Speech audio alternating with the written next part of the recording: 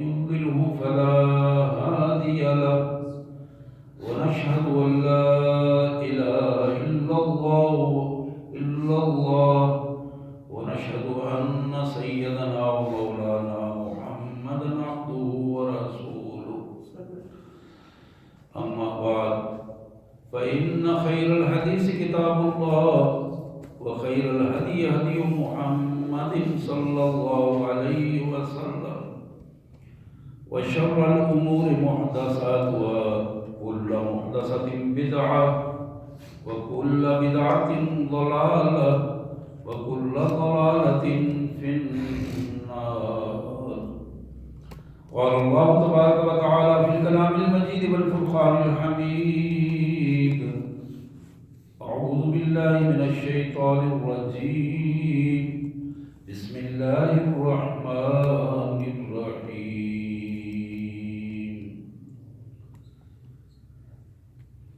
ما يفتح الله للناس من رحمة فلا ممسك لها وما يمسك فلا مرسل له من بعده وهو العزيز الحكيم. يا أيها الناس اذكروا نعمة الله عليكم هل من خالق غير الله يرزقكم من السماء والأرض لا إله إلا هو فأنا تؤفكون. وإن يكذبوك فقد كذبت رسل من قبلك وإلى الله ترجع الأمور. يا أيها الناس إن وعد الله حق فلا تغرنكم الحياة الدنيا ولا يغرنكم بالله الغرور. إن الشيطان لكم عدو فاتخذوه عدوا إنما يدعو حزبه ليكونوا من أصحاب السعير. الذين كفروا لهم عذاب شديد والذين آمنوا وعملوا الصالحات لهم مغفرة وأجر كبير. أفمن زين له سوء عمله فرآه حسنا فإن الله يضل من يشاء ويهدي من يشاء فلا تذهب نفسك عليهم حسرات إن الله عليم بما يصنعون. آمنت بالله صدق الله العظيم. اللهم صل على سيدنا ومولانا محمد النبي الأمي وعلى آله وأصحابه وأزواجه وبناته وبارك وسلم. اللهم صل على جميع الأنبياء والمرسلين وعلى الملائكة المقربين وعلى سائر الصحابة والتابعين وعلى عباد الله الصالحين. اللہ کے پاک کلام قرآن مجید میں یہ 22واں پارہ ہے اور سورہ فاطر 22واں پارہ سورہ فاطر سورہ مبارک کی آیت نمبر 2 سے لے کر آیت نمبر 8 تک کی آیات میں نے آپ کے سامنے تلاوت کی ہیں. 22ویں پارے میں سورہ فاطر کی آیت نمبر 2 سے آیت نمبر 8 تک. آئیے سب سے پہلے ان کا ترجمہ اور مفہوم انشاءاللہ پھر اس کے پس منظر میں مختصر سے گفتگو. اللہ کے مبارک نام سے جو بڑا مہربان بہت زیادہ رحم ما یفتح اللہ للناس من رحمہ فلا ممسک لہا، اللہ جب اپنے بندوں پر رحمت کرنا چاہے تو کوئی قوت ایسی نہیں جو اسے روک سکے۔ اللہ جب اپنے بندوں پر رحمت کرنا چاہے تو کوئی قوت ایسی نہیں فلا ممسک لہا اس کو روک سکے۔ وما یمسک، اور جس پر اللہ کی رحمت رک جائے، نہ ہونا چاہے، اللہ نہ کرنا چاہے اس پر رحمت، فلا مرسل لہ من بعدہ، تو پھر اللہ کی رحمت کو کوئی اس فرد تک بھجوانے والا نہیں ہے۔ وَهُوَ الْعَزِيزُ الْحَكِيمُ، صرف اللہ ہی زبردست اور غالب حکمت والا ہے۔ یا ایھا الناس اذکروا نعمت اللہ علیکم، لوگو اللہ کے انعامات جو تم پر ہیں، اس کی نعمتیں جو تم پر ہیں، اس کو استعمال کر رہے ہو، اس کو بیان کیا کرو، اس کا اظہار کیا کرو، اللہ کی نعمتوں کا اظہار کیا کرو لوگوں کے سامنے، گھر میں، اپنے باپ کو بھی بتایا کرو کہ یہ کتنی نعمتیں اللہ کی جو تم استعمال کر رہے ہو۔ یا ایھا الناس اذکروا نعمت اللہ علیکم هل من خالق غیر اللہ یرزقکم من السماء والارض، اور ذرا اندازہ تو کرو، کیا اللہ کے علاوہ کوئی ایسا ہے جو آسمان اور زمین سے تمہارے لیے رزق کا بندوبست کرتا ہو؟ لا الہ الا ہو، بلا شبہ یہ اٹل حقیقت ہے، اس کے علاوہ کوئی طاقتور نہیں ہے، وہی الہ ہے، وہی حکمران ہے، وہی با اختیار ہے، اس کے علاوہ کسی کو اختیار نہیں۔ فَأَنَّىٰ تُؤْفَكُونَ، کہاں بہہ کے پھرتے ہو، کہاں شکوک و شبہات میں مبتلا ہو، کہاں اپنی عقل کھو چکے ہو تم کہ اللہ کو چھوڑ کر کہاں کہاں اپنے سروں کو بھٹکاتے پھر رہے ہو۔ وَإِن يُكَذِّبُوكَ فَقَدْ كُذِّبَتْ رُسُلٌ مِّن قَبْلِكَ، میرے پیارے رسول صلی اللہ علیہ وسلم، اگر ان لوگوں نے آپ کو اور آپ کے پیغام کو جھٹلانے کی کوشش کی ہے، اس سے پریشان نہ ہو، آپ سے پہلے ہر رسول کو اسی طرح ان کے لوگوں نے جھٹلانے کی کوشش کی۔ فقط کذبت رسل من قبلک، یہ کائنات کا رویہ اسی طرح کا ہے ان لوگوں کا، لیکن یہ بات طے ہے وَإِلَى اللَّهِ تُرْجَعُ الْأُمُورُ، جتنے بھی معاملات ہیں اللہ کے رسولوں کے اور ان عوام الناس کے، وہ سارے اللہ کے حضور پیش ہوں گے۔ وَإِلَى اللَّهِ تُرْجَعُ الْأُمُورُ۔ حضرات،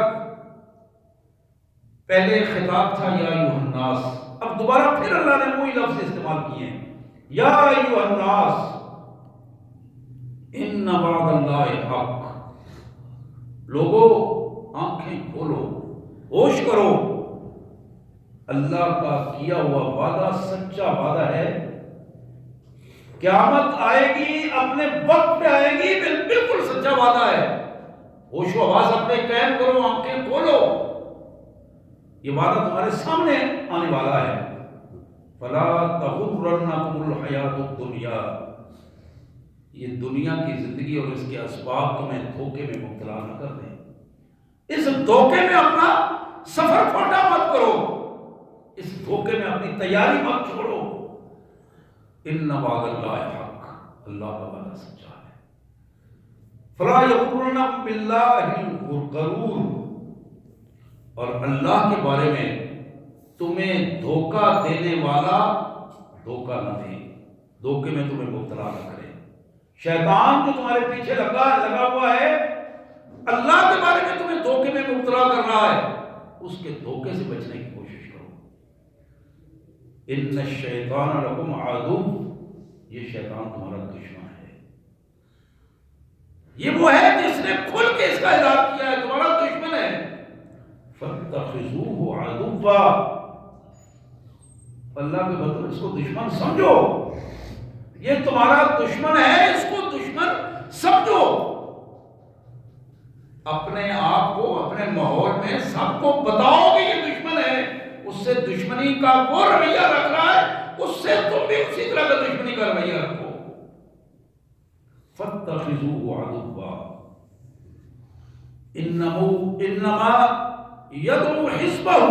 ليكونوا من اصحاب السعیر، وہ تو اپنے ارد گرد ایک گروہ کو اکٹھا کر رہا ہے تاکہ وہ اکیلا جہنم میں نہ جائے، ان سب کو لے کر وہ جہنم میں جائے گا۔ انما يدعو حزبہ، اپنی برادری بنا رہا ہے، اپنا گروہ بنا رہا ہے، اپنی جماعت اور قبیلہ بنا رہا ہے، لِيَكُونُوا مِنْ أَصْحَابِ السَّعِيرِ، تاکہ تم یہ سارے کے سارے لوگ اس کے ساتھ ہی اس بھڑکتی ہوئی آگ میں جائیں، اکیلا نہ جائے۔ اور یہ ہمارا فیصلہ ہے، سن لو، الذین کفروا لہم عذاب شدید، جنہوں نے اللہ کا انکار کیا، اللہ کے رسول کا انکار کیا، قیامت کے وعدے کا انکار کیا، یہ بات طے ہے کہ ایسے کافروں کے لیے بدترین عذاب ہوگا۔ الذین کفروا لہم عذاب شدید، لفظ عذاب بھی بڑا لفظ ہے، لیکن عذاب شدید کی جب کیفیت آتی ہے ہم اس کا حقیقی تصور نہیں کر سکتے۔ عذاب شدید، اس دنیا میں رہ کر اس کا حقیقی تصور نہیں، دنیا کی بدترین سے بدترین عذاب کی کیفیت وہاں کا پہلا مرحلہ بھی نہیں ہے۔ لہم عذاب شدید، اللہ کا انکار کرنے والے ظالم لوگ، اللہ سے مشرکانہ رویہ رکھنے والے، اللہ کے رسول کے ساتھ گستاخی کا رویہ رکھنے والے، انکار کرنے والے ان کے پیغام کا اور قیامت کا انکار کرنے والے یہ کافر لوگ، لہم عذاب شدید، بدترین عذاب ان کا انتظار کر رہا ہے۔ والذین آمنوا وعملوا الصالحات لہم مغفرۃ واجر کبیر، اسی طرح اس کے برعکس جنہوں نے اللہ کو مان لیا، اللہ وحدہ لا شریک کو مان لیا، محمد رسول اللہ صلی اللہ علیہ وسلم کو اپنا آقا قائد رسول تسلیم کیا، آپ کے سامنے اپنی خواہشات کو سرنڈر کر دیا، آپ کی سنت کے سامنے کوئی کسی رائے کا اظہار نہیں کیا، یہ ایسے لوگ جو آخرت کی جواب دہی کا بھی احساس رکھتے ہیں، یہ تسلیم کر لینے والے لوگ اور اس کے مطابق اپنے آپ کو ڈھال لینے والے لوگ، ان کے لیے دوہرا اجر ہے، پہلے اللہ ان کو معاف فرما دے گا، پھر بہت بڑے اجر سے نوازے گا۔ اَفَمَنْ زُيِّنَ لَهُ سُوءُ عَمَلِهِ فَرَآهُ حَسَنًا، بندے کی پوزیشن یہ ہے کہ شیطان اس کے برے کاموں کو اچھا بنا کر، خوبصورت بنا کر اس کے سامنے پیش کرتا ہے اور اس کی ذہن سازی کرتا ہے، تم بہت اچھا کام کر رہے ہو، یہ تو بڑی اصلاح کا کام ہے، بڑا یہ تو تمہارے فائدے کا کام ہے۔ فَرَآهُ حَسَنًا، وہ اسے بہت اچھا سمجھ جاتا ہے، جب وہ تھپکی دیتا ہے، اس لائن پہ لے کے آتا ہے، وہ اسے گھور کر جاتا ہے۔ فَإِنَّ اللَّهَ يُضِلُّ مَن يَشَاءُ وَيَهْدِي مَن يَشَاءُ، یہ تو مالک کے فیصلے ہیں کہ وہ کسے ہدایت دیتا ہے اور کسے رہنمائی نہیں دیتا، جو اس کے قریب ہوگا اس سے ہدایت طلب کرے گا، اسی کے لیے ہدایت ہوگی، جو اس سے دور رہے گا اور ہدایت سے دور رہے گا تو یقیناً ذلت و رسوائی اس کا مقدر ہوگی۔ فلا تذهب نفسك عليهم حسرات، میرے پیارے رسول صلی اللہ علیہ وسلم، آپ ان لوگوں کی بدگماشیوں کو دیکھ کر، ان کی بے ایمانی اور مشرکانہ رویوں کو دیکھ کر ان پر افسوس نہ کریں، اپنے نفس کو، اپنے آپ کو بھلائیں نہیں، افسوس کر کر کے اپنے آپ کو بھلائیں نہیں، تکلیف میں مبتلا نہ کریں۔ ان اللہ علیم بما یصنعون، جو یہ کرتوتیں کر رہے ہیں اللہ ان کو بخوبی جانتا ہے، اللہ کے علم میں ہے، ایک ایک چیز مالک کے علم میں ہے، وہ کبھی ان کو معاف نہیں کرے گا۔ حضرات، یہ آیات مبارکہ تھی سورہ فاطر کی 22ویں پارے میں، سورہ فاطر آیت نمبر 2 سے 8 تک، جس کا مفہوم ترجمانی کے انداز میں نے آپ کے سامنے رکھا۔ اللہ حضرات، اس دنیا میں ہمارا وقت کتنا ہے، اسٹے کتنا ہے، ہم میں سے کسی کو معلوم نہیں، اور حقیقت یہ ہمیں معلوم ہے کہ ہمارے باپ دادا بھائی ابا و اجداد منو مٹی تلے چلے گئے۔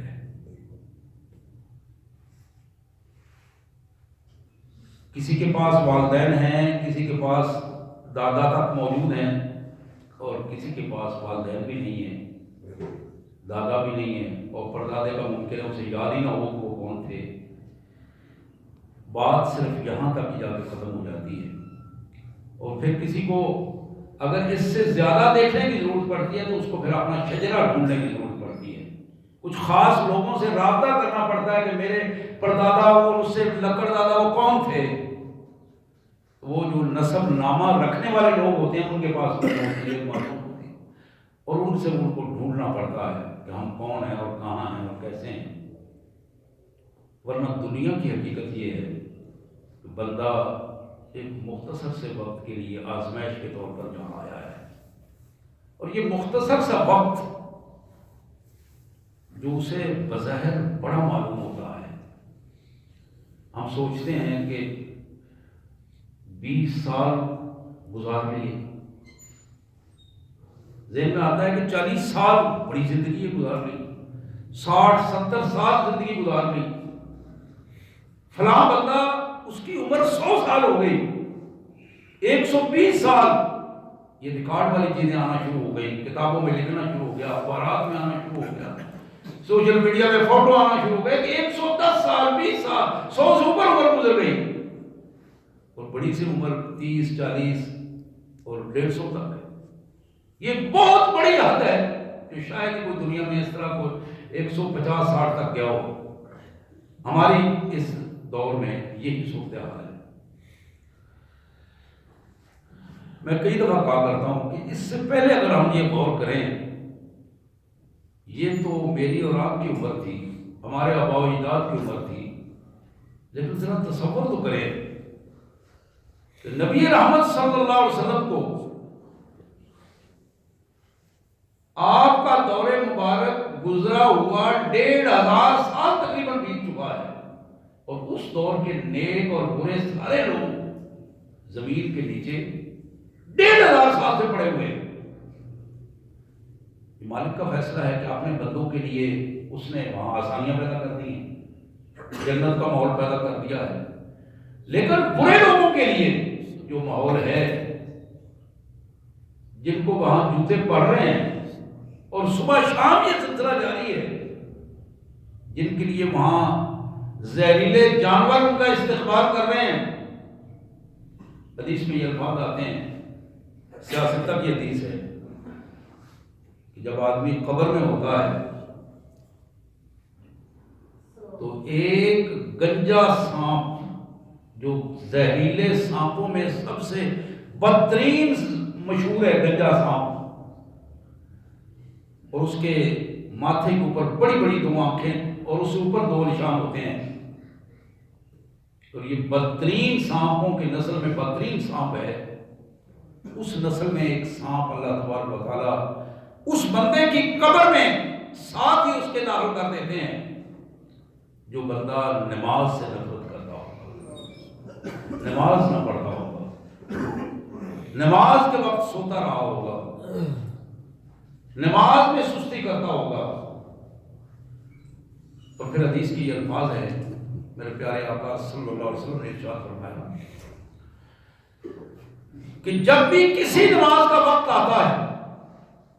صبح کی نماز کا وقت آتا ہے، تو وہ سانپ اسے ڈستا ہے، جب اس کو ڈنگ لگتا ہے تو تڑپ جاتا ہے، اور پھر اس کو آواز آتی ہے کہ یہ صبح کی نماز کا وقت ہے، جب تم سوئے رہتے تھے، یہ وہ وقت ہے، اب تمہیں یاد دلا رہا، تم نماز پڑھ نہیں سکتے، عمل ختم ہو گیا ہے، لیکن اب یہ کام ہے جو ہم تمہیں بتا رہے ہیں. اب وقت صبح کا ہو گیا ہے، اپنے آپ کو ہوش و حواس میں لاؤ. پھر اسی طرح ظہر کا وقت، عصر کا وقت، مغرب کا وقت، عشاء کا وقت، یہ پانچوں فرض نمازوں کا جو وقت ہے وہ سانپ اسے ڈستا ہے اور وہ تڑپ جاتا ہے، اور پھر اسے بتایا جاتا ہے کہ یہ نماز ظہر ہے، یہ نماز عصر ہے، یہ مغرب کی نماز ہے اور یہ عشاء کی نماز ہے. پھر اسی طرح سیاستہ کی یہ دوسری حدیث مبارک میرے آقا صلی اللہ علیہ وسلم نے فرمایا، جو بندہ اپنے مال و دولت کو کماتا ہے، مختلف ذرائع سے اکٹھا کرتا ہے اور پھر اللہ کی راہ میں خرچ نہیں کرتا، یہاں تک کہ فرض زکات بھی نہیں دیتا، زکات تک کا حساب نہیں رکھتا اور نہ ادا کرتا ہے، اللہ تعالیٰ میں وہ پیسہ آ رہا ہے، لگ رہا ہے، اس پیسے کو عملاً اللہ تبارک و تعالیٰ سانپوں اور ان بچھوؤں کی صورت دیں گے،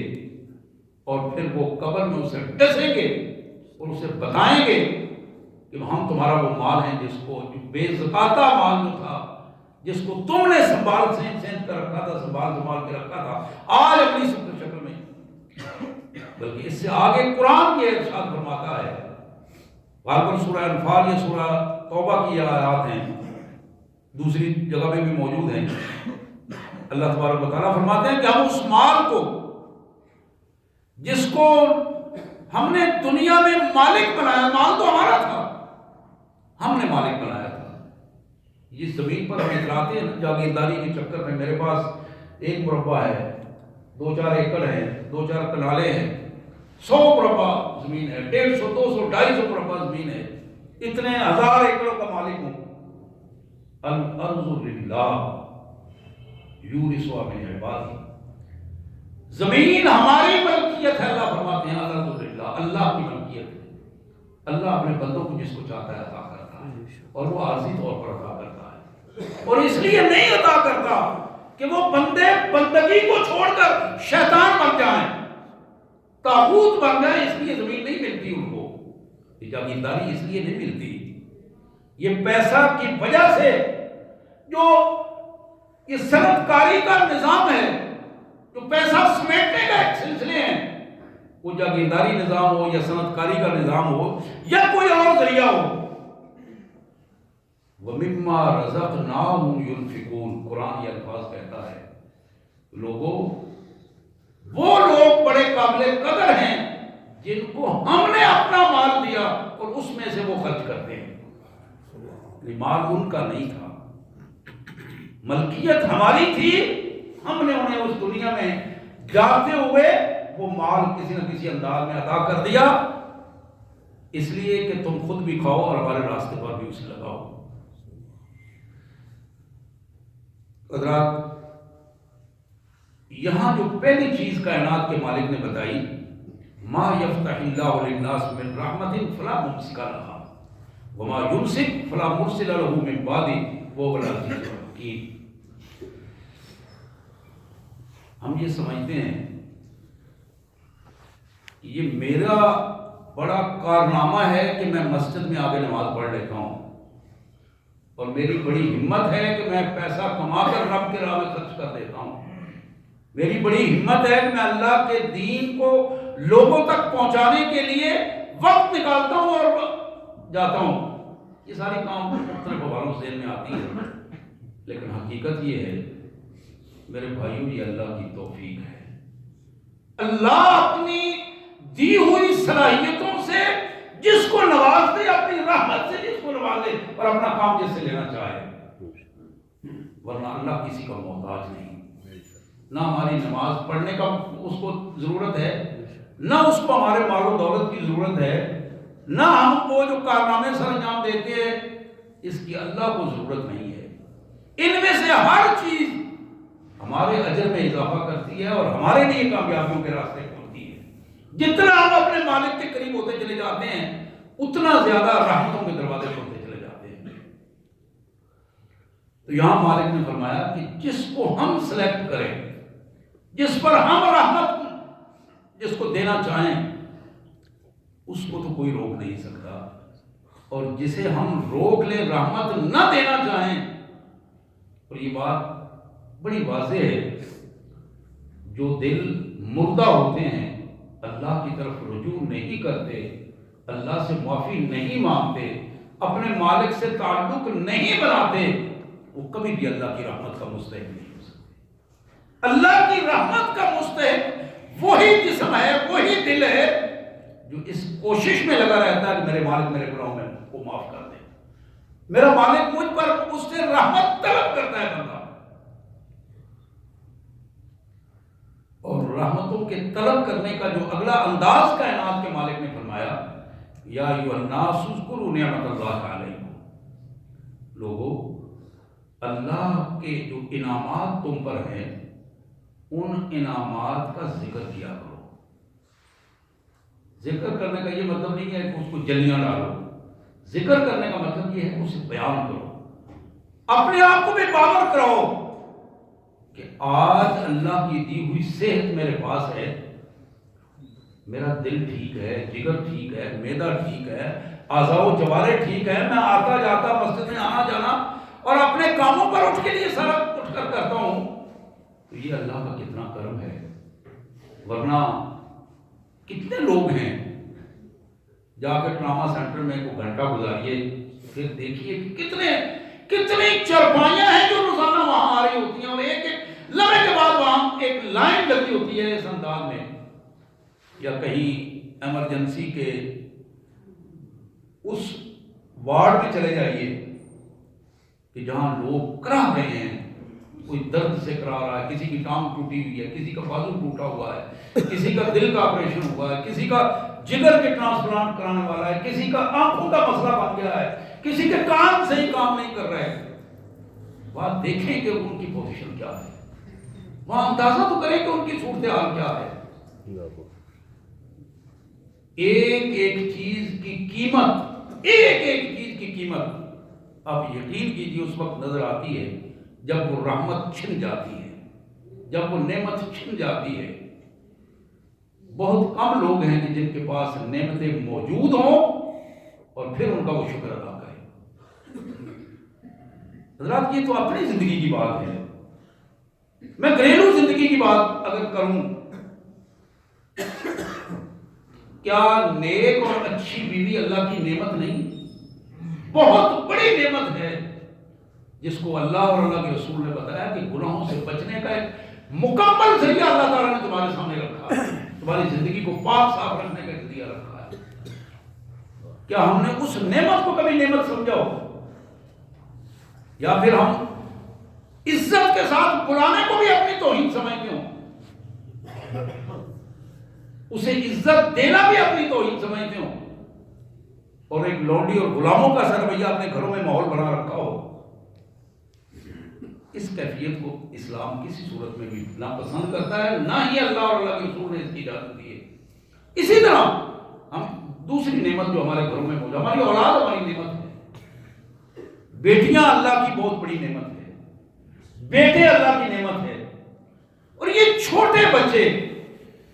اللہ کی نعمت کی صورت میں جب ہماری گودوں میں آتے ہیں تو ہم بچپن میں ان کی تربیت کرنے کی بجائے گھر میں ہنسی مذاق سے ان کو گالیاں سکھانا شروع کرتے ہیں۔ کبھی ماموں کو گالی دے رہا ہے، کبھی چچا کو گالی دے رہا ہے، بڑے بھائی کو گالی دے کر سکھا رہا ہے کہ فلاں فلاں فلاں، وہ بچہ گالی نکالتا ہے اور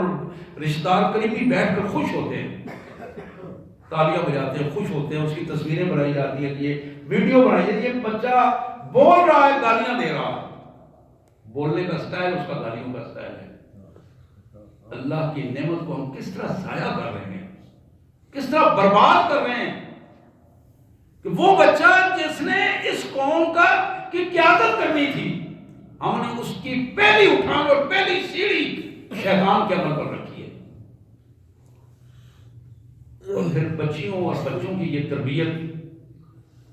اسلام بھی اور آج تک کے جدید سائنس بھی اس پر اتفاق کرتی ہے کہ 5 سال کے اندر، بعض 3 سال کہتے ہیں، 5 سال کے اندر زیادہ سے زیادہ والدین کے پاس ٹائم ہوتا ہے بچے کی ذہن سازی کرنے میں، اور وہ 5 سال میں ہیں، بہت سارے کام ایسے ہیں جو بڑے حیاداری کے کام ہیں، لیکن ہم سمجھتے ہیں بچے کو کیا پتا ہے، بچے کو کیا پتا ہے، لیکن بچے کے اس کچے ذہن پر جو چیز 2 3 4 5 سال کے اندر لکھی جا چکی ہے، وہ بوڑھے ہونے تک اس کے ذہن میں شیطان اس کو تازہ کرتا رہتا ہے، فلاں وقت میں تم نے فلاں چیز دیکھی تھی۔ والدین اس نعمت کا شکر اس انداز میں تو ادا کر سکتے ہیں کہ وہ ہر لمحے اپنے آپ کو اس انداز میں لے کے آئیں، اپنے بچوں کی تربیت کا کوئی لمحہ بھی ضائع نہ ہونے پائے۔ آج ہم جناب حسین بن علی رضی اللہ تعالی عنہ امام حسین کا نام لیتے ہیں، جناب حسن بن علی رضی اللہ تعالی عنہ کا نام لیتے ہیں، جناب عبداللہ بن عمر رضی اللہ تعالی عنہ کا نام لیتے ہیں۔ کبھی ہم نے غور کیا اس بات پر، یہ لوگ جو دنیا کو قیادت دینے والے لوگ اور دنیا کو رہنمائی دینے والے لوگ پیدا ہوئے، کئی پارے ان بچوں نے اپنی ماؤں کی گود میں حفظ کر لیے تھے، بار بار قرآن سن کر مائیں دودھ پلا رہی ہیں اور قرآن پڑھ رہی ہیں، اذکار سوتے ہوئے مائیں اذکار کر رہی ہیں اور بچے کو ساتھ ساتھ سلا رہی ہیں، اور وہ صبح شام کے اذکار بچوں نے اپنی ماؤں سے سن کر یاد کیے ہیں، کسی مدرسے یا کسی اسکول یا جامعہ میں نہیں یاد کیے۔ ایسے ہزاروں کی مثالیں موجود ہیں۔ شیخ عبد القادر جیلانی رحمۃ اللہ علیہ کا نام، امام ابو حنیفہ رحمۃ اللہ علیہ کا نام، امام مالک، امام شافعی، امام احمد بن حنبل، یہ وہ عظیم لوگ ہیں، صاحب کردار لوگ ہیں۔ امام بخاری رحمۃ اللہ علیہ، حضرات ایک ایک فرد جس نے اس اہمیت کو سمجھ لیا، اس اہمیت کو سمجھ کر اللہ کی نعمتوں کی قدر کی، تو وہ بندہ اس نعمتوں کا رزلٹ اس دنیا میں اور آخرت دونوں میں پائے گا۔ لیکن جس نے اس نعمت کو ضائع کر دیا، میری زبان میرے لیے اللہ کی بہت بڑی نعمت ہے، مجھے اس کا احساس ہے یا نہیں ہے، لیکن جب یہ زبان چھن جاتی ہے، صحیح طور پر الفاظ نہیں نکل پاتے، میں بولتا ہوں کسی کو سمجھ نہیں آتی، آواز آتی ہے سمجھ نہیں آتی، آپ ذرا اس کیفیت کا اندازہ کریں کہ کیا صورت بنتی ہے۔ زبانوں پر فالج ہو جاتا ہے، پیرالائز ہو جاتا ہے، کچھ سلسلہ اس طرح کا بن جاتا ہے، اعصاب ختم ہو جاتے ہیں، نظر چھن جاتی ہے، چلتے ہوئے بندے کو ٹھنڈے لگنا شروع ہو جاتے ہیں، درست انداز میں چل نہیں سکتا، اونچ نیچ اس کے سامنے مشکل ہو جاتی ہے۔ حضرات کیا یہ اللہ کی نعمتیں نہیں ہیں جن کی ہم نے قدر نہیں کی تھی، جب چھن گئی تو پھر ہمیں قدر اس کی آنا شروع ہوئی۔ یہاں کائنات کا مالک فرماتا ہے، یا ایھا الناس اذکروا نعمت اللہ علیکم، اپنے مالک کی نعمتوں کا احساس کرو، اس کا اظہار کرو، ان کی حفاظت کرو، ان نعمتوں کی۔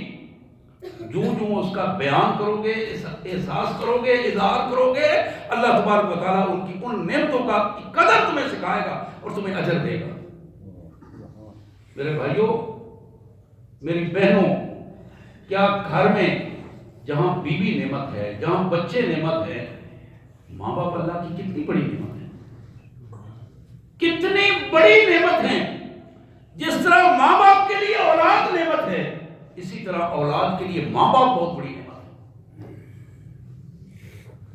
اور جب ماں باپ اس دنیا سے رخصت ہو جاتے ہیں، ان میں سے ایک رخصت ہو جائے، دونوں رخصت ہو جائے، باشعور آدمی کو اپنی زندگی اندھیر ہو جاتی ہے اس کی، اور مشکل ترین مراحل سے وہ گزرنا شروع ہوتا ہے۔ اور سب سے بڑی بات یہ ہے کہ اللہ کے حضور دعاؤں کا ایک تسلسل کا سلسلہ تھا، وہ ختم ہو جاتا ہے۔ بیٹا باہر نکلتا ہے تو ماں کی زبان سے دعائیں کا سلسلہ شروع ہو جاتا ہے۔ ماں اپنے اللہ کے حضور دعائیں، بیٹا تو سارا صاحب کیوں نہ ہو، ماں پیچھے دعائیں کرتی ہے، اللہ کے پیغمبروں کے لیے بھی ان کی مائیں دعائیں کرتی ہیں. یہ کتنی بڑی نعمت ہے. جب وہ زندہ ہوتی ہیں ہم ان کی قدر نہیں کرتے. کتنی بڑی نعمت ہے باپ. میرے آقا صلی اللہ علیہ وسلم نے فرمایا تمہارا باپ راضی ہے تو تمہارا رب راضی ہے. اگر باپ ناراض ہے تو تمہارا رب ناراض ہو جائے گا. تم نمازی ہو، روزے دار ہو، بڑے نیک ہو بظاہر، اگر تم نے باپ کو ناراض کر دیا تو اللہ راضی نہیں ہوگا، اللہ تعالیٰ تم سے ناراض رہے گا. یہ بات اللہ کے رسول صلی اللہ علیہ وسلم، میری بات نہیں ہے، میرے آقا صلی اللہ علیہ وسلم کا ارشاد ہے. رضا رب فی رضا الوالد، یہ حدیث کے الفاظ ہیں. سخط الرب فی سخط الوالد، رب کی رضا خوشی تمہارے باپ کی خوشی میں ہے، اور رب کی ناراضگی تمہارے باپ کی ناراضگی میں ہے. ہم اس نعمت کا شکر ادا کرنے کی بجائے ماں باپ کہتے ہیں آپ کو کیا پتا ہے، وہ پرانے دور کے آپ ہیں، نہ آپ کو کمپیوٹر آتا ہے، نہ آپ کو یہ موبائل چلانا آتا ہے، نہ آپ کو یہ دنیا جہاں کی محفل میں بیٹھنا آتا ہے، یہ اتنی بڑی پی سی ہوٹل میں کھانا کھاتا ہے، آپ کو کیا پتا ہے. اتنے بڑے محفلوں میں جا کے بات کرنا، بیٹھنا، نہ ڈھنگ کے کپڑے پہننے، نہ عجیب. آپ ہمیں روکتے ہیں اور ہمیں کہتے ہو کہ یہ دنیا کے ایڈیکیٹس ہیں، ہم دنیا کے ساتھ چلنا چاہتے ہیں. یہ سارے رنگ پتہ چل جاتے ہیں میرے بھائی اس وقت جب آدمی کی جسم میں اللہ کی کوئی نعمت چھنتی ہے اور بندہ غیر متوازن ہوتا ہے. پھر اسے ماں باپ بھی نظر آتے ہیں، بیوی بچے بھی نظر آتے ہیں، بھائی بہن بھی نظر آتے ہیں. پھر وہ ڈھونڈتا ہے کہ کون کہاں کدھر ہے.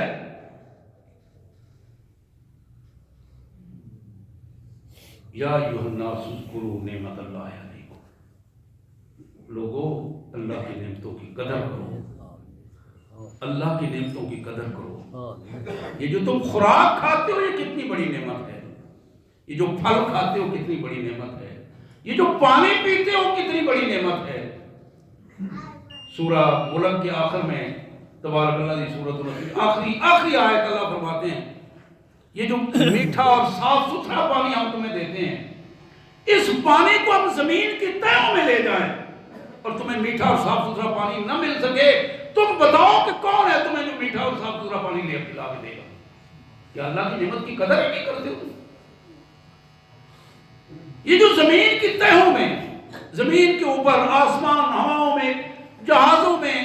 بحری جہازوں میں، اڑتے ہوئے جہازوں میں، کشتیوں میں، قبروں کے اندر، جہاں کہیں بھی تم ہوتے ہو، ہم تمہیں آکسیجن فراہم کرتے ہیں، تمہاری زندگی اس سے چلتی ہے. تم بتاؤ تو صحیح، اگر ہم اس آکسیجن کو چھین لیں، ختم کر دیں تو کتنے لمحے تم اپنی زندگی کو برقرار رکھ سکو گے.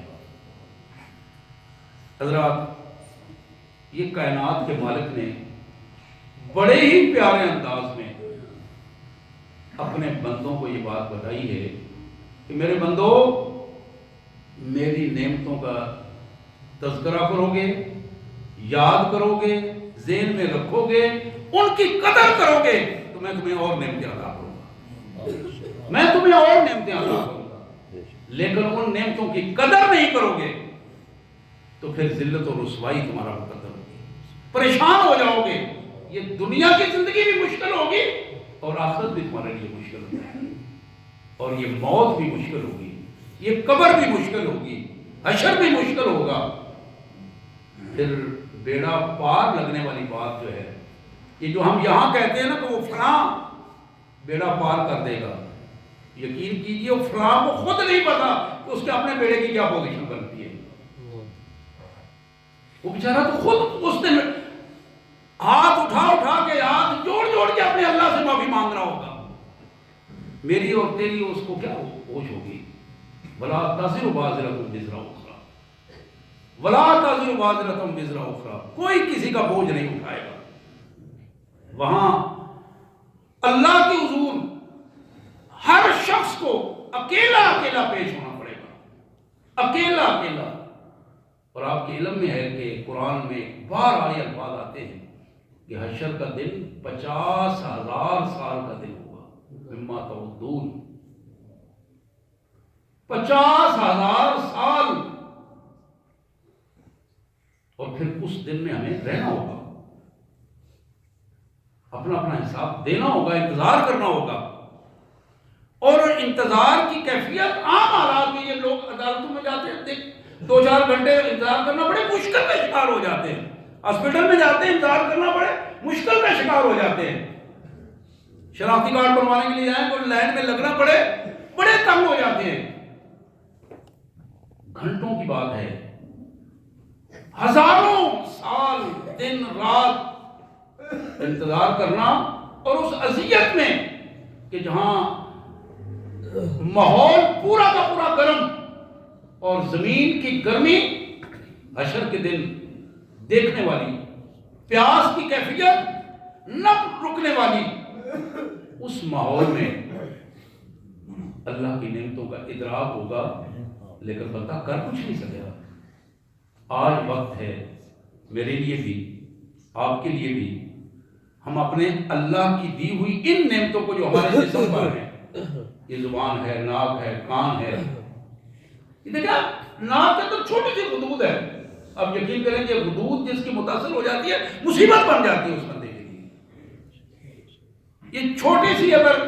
چھلکر چھوٹی سی اگر ناخن کے اندر لگ جائے تو پورا جسم بخار ہو جاتا ہے. ایک ایک نعمت کی قدر کریں،